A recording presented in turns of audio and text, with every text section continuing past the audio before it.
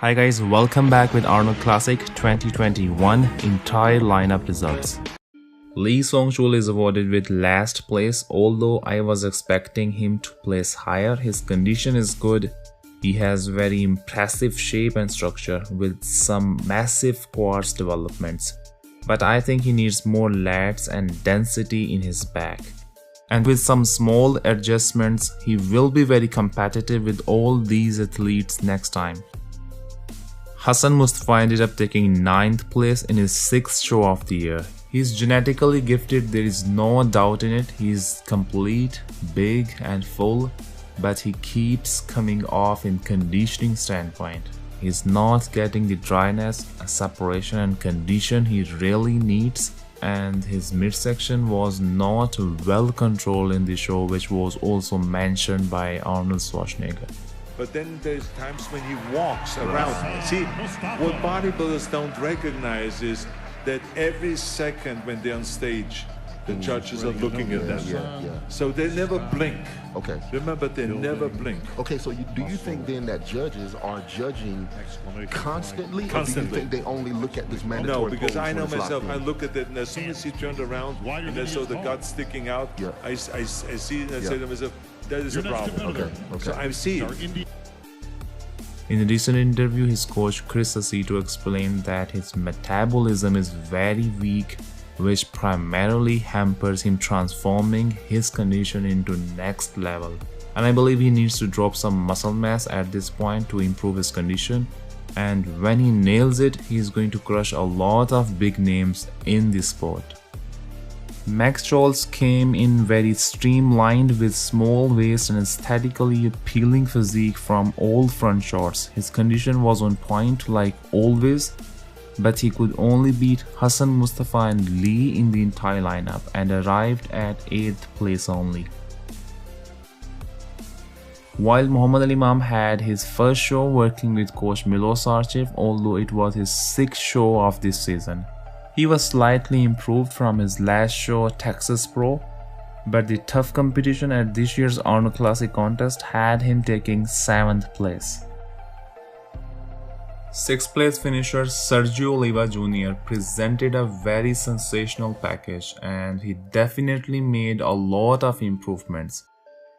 I think he had no weakness in his presentation. His posing routine was just outstanding, and he won his 2nd consecutive Best Poser award with $10,000 prize money. And 2-time Best Poser award winner Sergio Oliva Jr. For me, that would be extra motivation to put a. But in my standpoint, he could not nail his conditioning. Exclusively, his back was really soft. And I think a little bit more shredded Sergio could be a real threat for the title. Although his front lat spread was very impressive, as well as his most muscular shot. Many were having Akeem Williams winning the show, especially after William Bonac absence due to the travel issue, but mass monster Akeem had to be disappointed as he could not bring the conditioning which could lead him winning the show. Although I believe he was still in awesome condition, but he was very soft in back poses. In my opinion, from front his lats help him to be extremely dominant, but from the back, his genetically high lats with slightly off condition this time made his back shots really weak. I believe his 2020 version could have him in top 2 in this show, but he could not sway the judges and ended up taking 5th place. Justin Rodriguez by far has brought his best shape on stage. His excellent condition, great separation and definition in his physique allowed him beating top 6 Olympian Akeem Williams. Justin Rodriguez took a strong 4th place this year in Arnold Classic with $30,000 as prize money.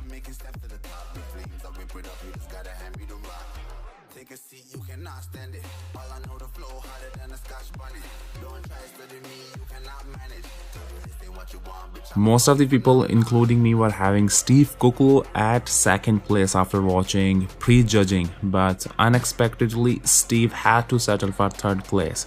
He made some significant improvements in his overall physique after losing from Ian Valliere in Texas Pro. And this time he came much tighter and harder than his last show, and he was beating Ian in prejudging. But seemingly Ian dethroned him in the finals, and Steve lost to Ian just by 2 points. See the size of the calves there with the size of the arms? There's no comparison. Ian Valliere brought very sharp condition. His glutes were very hard and dry, and I think it was his most shredded look ever on stage. In my standpoint, his chest is the weakest muscle, especially when he hits front double biceps, which he admits as well. And his back muscle insertions genetically are not really impressive, but undeniably he has made some drastic improvements in his back development. And his overall performance was outstanding. Ian won back-to-back 2 shows this year, and taking 2nd place in one of the biggest shows in bodybuilding with $75,000 prize money is another great result for Canadian athlete.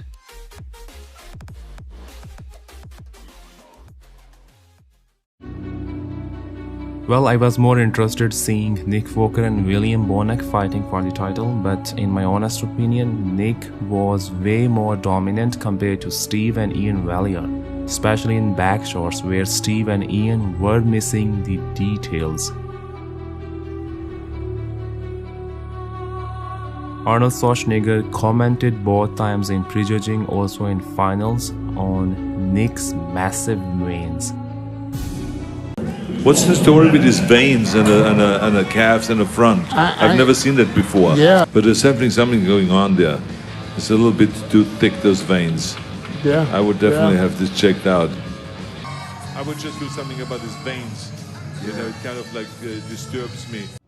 Nick Walker has brought full package of size and extreme conditioning. In my opinion, he was significantly improved overall, but exclusively his back density and thickness was the most improved compared to his previous show.